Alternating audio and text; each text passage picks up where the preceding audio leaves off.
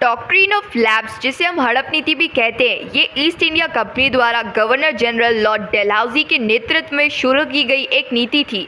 इस सिद्धांत ने यह घोषणा कर दी थी कि अगर कोई भारतीय शासक की मृत्यु हो गई हो और उसका कोई पुत्र या उत्तराधिकारी ना हो तो उसका साम्राज्य ईस्ट इंडिया कंपनी के अधीन हो जाएगा।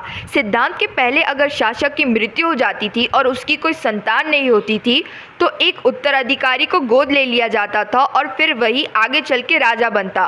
पर डॉक्ट्रिन ऑफ लैब्स के अनुसार भारतीय शासक के गोद लिए हुए पुत्र को उत्तराधिकारी घोषित नहीं किया जा सकता।